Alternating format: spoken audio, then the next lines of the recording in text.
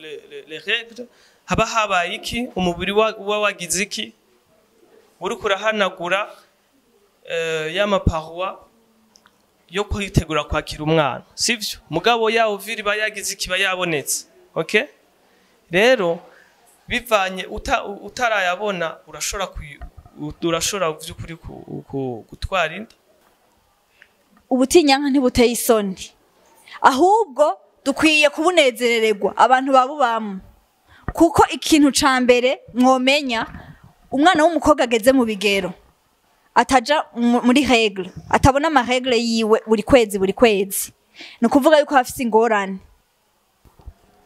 ca mbere nagomba ndabasaba si bintu si secret si bintu kuko murabibona amafilme muraraba birakogwa birabaho muga ntimuragera kubera mushobora guhura ibibazo bibarengeye muracari kwishure mufise kazoza keza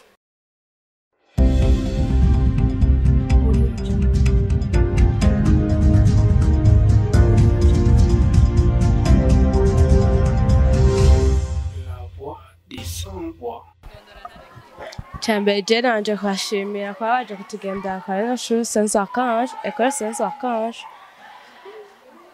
kandi je byafashije ko je namangira ubwoba ariko nzoza ndisanzura kubwira abavyeyi kandi difuza yuko muraza kuduhanura munosakanya murakoze jewe ico nungutse nuko nokwirinda abagenzi babi bonjana mu bintu bibi ugasanga binteje ingorane canke ugasanga byanshikiye ariko bagaca batangura kumpanura ibintu bibi ngo hubwo ngo aho ngo wigiriye neza kumbe bariko bakujana mu bintu bibi kugira ubandanye ugasanga nk'utwaye inda gusa n'uwayiguteye akanka kuyemera canke ugasanga arayemeye gusa wewe atangorane mutera gusa wowe ugasigara uragira ingorane mu nyuma yuko kuba baje kuduhanura kandi nanje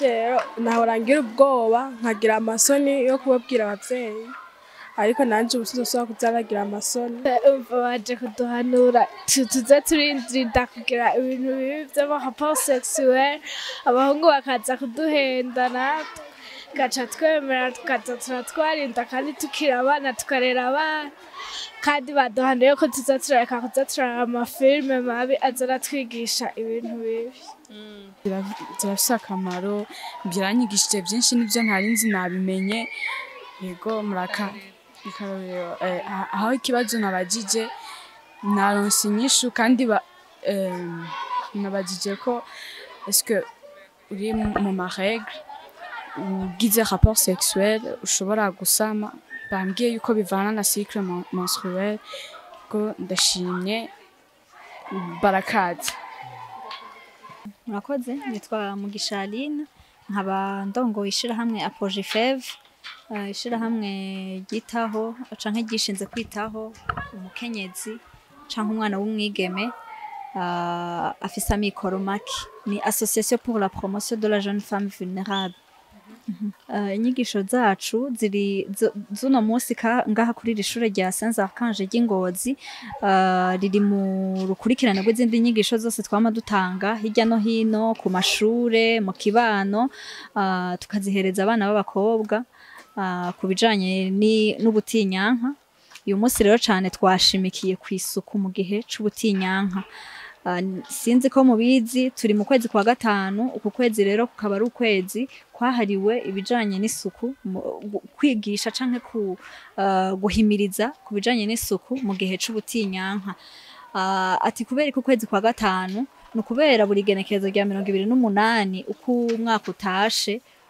z'ukwezi kwa gatanu genekerezo rya 28 z'ukwezi kwa gatanu ku mwaka utashe hahimbazwa umunsi mpuzamakungu wahariwe isuku mu gihe c'ubutinyanka rero kubera uku kwezi kwa gatanu kwahariwe ibijanye no guhimiriza isuku mu gihe c'ubutinyanka ni nayo mpamvu muri iri shirahamwe ryacu Apogifev ari navyo dusanzwe dukoreramwo twaciye dushiraho ibikorwa bitandukanye bijanye no guhimiriza ku isuku mu gihe c'ubutinyanka si kuremesha ibiganiro gusa. Uyu munsi twakoze igikorwa cyo kuremesha ikiganiro ngaha kuri Saint Archange, ariko turakora n'ibindi bitandukanye.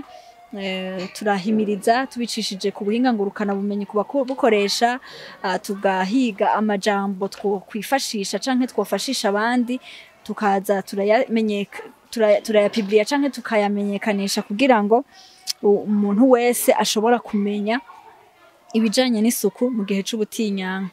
Rero kuri uyu munsi nico gikorwa twatunganije kugira ngo tuganire n'abana bo ngaha, baba bamaze gushika muri ivyo bihe vyo kuja mu butinyanka ndetse n'abatarabishikamwo, kugira ngo babimenye abatarabimenya, hanyuma abandi nabo bamaze kuja muri ivyo bihe bamenye vy'ukuri isuku ribereye muri ivyo bihe vy'ubutinyanka. Kuko umwana w'umwigeme amaze kugera muri ivyo bihe vy'ubutinyanka, ni ngombwa ko agira isuku kugira ngo akingire amagara meza yiwe.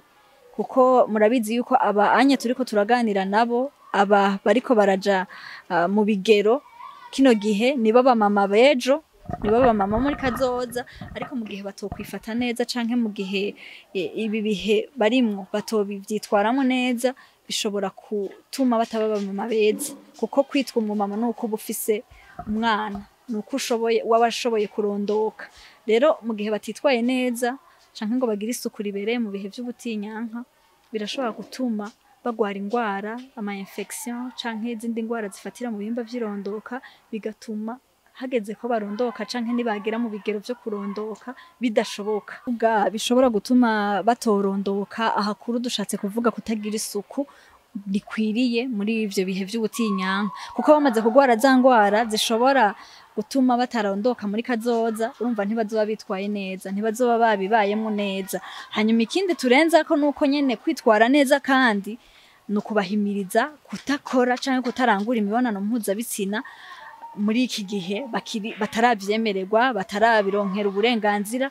Kubironkera uburenganzira naho no kuba waramaze kubaka urwawe, urumva iyo bamaze kubikora mu gihe batarubaka urwabo, urumva ntibaba bitwaye neza, bashobora gutwara inda z'indaro zishobora gutuma bacikiriza amashuri hagati, bishobora gutuma batwara izo nda nyene zikanabahitana, kuko baba bakiri abana bataba baragera kurondoka, imibiri yabo itaba irakomera canke ngo bagire igitereko gikomeye, ariko ntikibuza yuko batwara inda, gusa nuko ishobora no kubahitana. Urumva rero kubigisha ivyo vyose turabibigisha kugira ngo bamenye vy'ukuri ukuntu bashobora kwitwara muri ivyo bihe. Kuko umaze kuja mu butinyanka biremeza neza yuko ushobora kurondoka. Rero umwana arondotse afise imyaka 12, kuko ku myaka 12 umwana arashobora kuja mu butinyanka, urondotse ufise imyaka 12 wumva bizokorohera kurera umwana, nawe wenyene uri umwana ukiregwa. Hanyuma ikindi ntuzoburagira umubiri ukomeye, iyo nda ishobora kuguhitana. Ibi vyose rero nivyo tubigisha. Hanyuma ikindi kandi tukabigisha nuko mu gihe bamaze kubona ubutinyanka bamenya kubibwira abavyeyi babo, hanyuma bakabaronsa ibikoresho bibereye vy'isuku. Izi nyigisho muriko murazitanga mu mashure ari mu gisagara ca Ngozi, mutegekanye ku mashure ari hagati mu gihugu? Aho hose turahaja. Uyu munsi twakoreye ngaha mu gisagara ca Ngozi, ariko n'ahandi hose turajayo.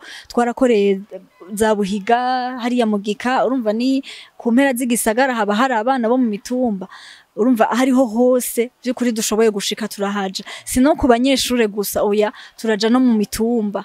Babana batashoboye kugira amahirwe yo kuja kwishure, nabo nyene tukabigisha kugira ngo nabo babimenye. Hariya mu mitumba ni naho hari ingorane nyinshi, kuko ni naho hari abo twokwita bafise amikoro make, bataronka ivyo bikoresho bibereye vyo muri ivyo bihe vy'ubutinyanka, bagakoresha ivyo bahitanye vyose, ivyo babonye vyose, urumva batera ingwara. Nibo ahanini tugira, nabo nyene turabigisha. Hanyuma bo kubera nyene baba bafise nizo ngorane zuko ataronka ivyo bikoresho, tugerageza tukabadodorera kugira ngo ibikoresho tumaze dushoboye kuronka tugende tubibashiriye nk'agaseke, hanyuma bari ivyo bifashisha. Yego, nitwa Sœur Flora Duwayezu, directrice hano kuri Saint Archange. Ndakengurutse cyane iki kiganiro mugiranye n'aba bana, kuko kenshi hari igihe usanga aha kw'ishuri abana baza atavyo bababariye, agafatirwa aha kw'ishure, ugasanga biratugoye cyane ingene wanamusigurira ntavyumve, kagira ubwoba ntasubire mu ishure, kumbure mukarinda kurondera umuvyeyi kugira ngo mubanze mu biganire mu bumvishe uwo mwana ko ari ibintu bisanzwe. Ubu rero kubera iki kiganiro nkuko mwabonye yuko bacumvirije bari interesse, bisigura yuko bari bagikeneye kandi bari bakeneye kubyumva. Ni ukuvuga n'ubu batabitegereye neza, ubu mwabuguruye amaso ntibibatera isoni, kuko murazi yuko mu Burundi bwacu ari sujet tabou nkuko nari nabivuze. Usanga kenshi abavyeyi batinya kubibwira abana nabo bagatinya kubibwira abavyeyi. Iyo bishitse, iyo bagiye muri ico gihe ugasanga birabagoye kubwira abavyeyi. Rero kubera uyu munsi iki kiganiro bagize n'ababa batarajayo, n'ivyamushikira ntibizomugwa ko giturumbuka ngo agira ati ntabyo narinzi ndagowe, yumve ko ari ibintu bisanzwe gose. Yego, urumva ubwo bugiye guhera hanyuma kandi ko bahora iyo dufata agwariye nko kwishura ugasanga aratinye ko abantu bamubonye byamuteye isoni, none hateye isoni agaca akirinya no gusubira mu ishuri, azumenya ko n'abandi bose ari bibashikira ari ibintu bisanzwe, hanyuma asubire mu ishure yige. Yego.